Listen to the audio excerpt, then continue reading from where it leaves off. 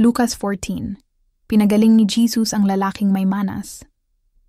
Isang araw ng pamamahinga, si Jesus ay inanyayahang kumain sa bahay ng isang pinuno ng mga Pariseo at binabantayan nilang mabuti ang kanyang mga kilos. Lumapit kay Jesus ang isang lalaking may manas, kaya't tinanong niya ang mga Pariseo at ang mga dalubhasa sa kautusan. Naaayon ba sa kautusan ang magpagaling sa araw ng pamamahinga o hindi? Ngunit hindi sila umimik, kaya't hinawakan ni Jesus ang may sakit. Pinagaling ito at saka pinauwi. Pagkatapos ay sinabi niya sa kanila, "Kung ang inyong anak o ang inyong baka ang mahulog sa balon, hindi ba't iaahon ninyo ito kaagad kahit araw ng pamamahinga?" Hindi sila nakasagot sa tanong na ito. Pagmamataas at pagpapakumbaba. Napansin ni Jesus na pinipili ng ilang mga panauhin ang mga upuang pandangal, kaya't sinabi niya ang talinghagang ito sa kanila.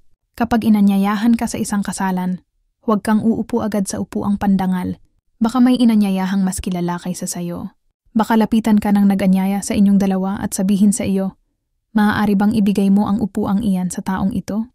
Sa gayon mapapahiya ka at doon ka uupo sa pinakaabang upuan. Mabuti pa, kapag naanyayahan ka, doon ka muna maupo sa pinakaabang upuan.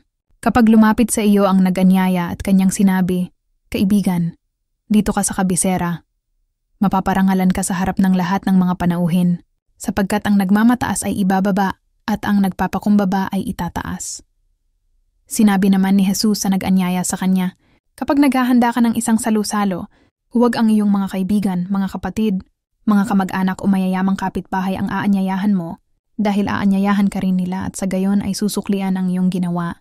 Subalit kapag ikaw ay maghahanda, anyayahan mo ang mga mahihirap, mga lumpo, mga pilay, at mga bulag. Kapag ganito ang ginawa mo, pagpapalain ka, dahil hindi man nila masuklian ang ginawa mo, ang Diyos ang magbibigay sa iyo ng gantimpala sa muling pagkabuhay ng mga matuwid." Ang talinghaga ng malaking handaan. Narinig ito ng isa sa mga kasalo niya roon, at sinabi sa kanya, "Pinagpala ang makakasalo sa hapag sa kaharian ng Diyos." Sumagot si Jesus, "Isang lalaki ang naghanda ng isang malaking salusalo, at marami siyang inanyayahan. Nang dumating ang oras ng handaan, inutusan niya ang kanyang alipin at ipinasabi sa mga inanyayahan, 'Halina kayo, handa na ang lahat.' Ngunit nagdahilan silang lahat. Ang sabi ng una, 'Nakabili ako ng bukid at kailangan ko itong puntahan. Kayo na sana ang bahalang magpaumanhin sa akin.' Sinabi naman ng isa, 'Nakabili ako ng 5 magkapares na baka at kailangang masubukan ko sa bukid ang mga iyon. Kayo na sana ang bahalang magpaumanhin sa akin.' Sinabi naman ng isa, 'Ako'y bagong kasal, kaya't hindi ako makakadalo.' Bumalik ang alipin at ibinalita ito sa kanyang Panginoon. Nagalit ang Panginoon at sinabi sa alipin, 'Pumunta ka kaagad sa mga lansangan at sa makikipot na daan ng lungsod at isama mo rito ang mga mahihirap, mga lumpo, mga bulag at mga pilay.' Pagkatapos sinabi ng alipin, 'Panginoon, nagawa ko na po ang iniutos ninyo, ngunit marami pang bakanteng upuan.' Kaya't sinabi ng Panginoon sa alipin, 'Pumunta ka sa mga lansangan at sa mga daan, at pilitin mong pumarito ang sino mang makita mo upang mapuno ang aking bahay.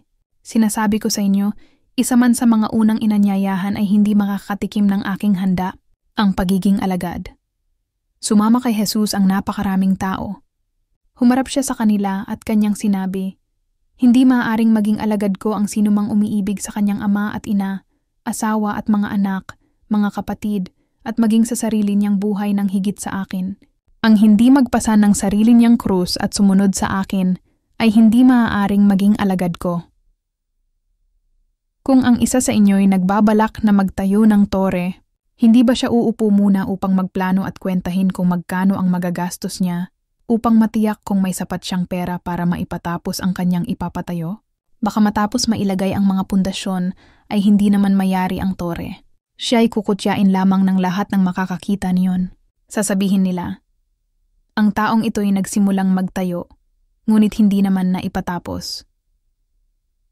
O sinong hari na makikipagdigma sa kapwa-hari ang hindi muna mauupo upang pag-aralang mabuti kung kaya niya gamit ang 10,000 niyang kawal na sumagupa sa kalaban na may 20,000 kawal? At kung hindi niya kaya, malayo pa ang kalaban ay magsusugo na siya ng mga kinatawan upang makipagkasundo. Gayon din naman, Hindi maaaring maging alagad ko ang sinuman kung hindi niya tatalikuran ng lahat sa kanyang buhay. Asin na walang alat.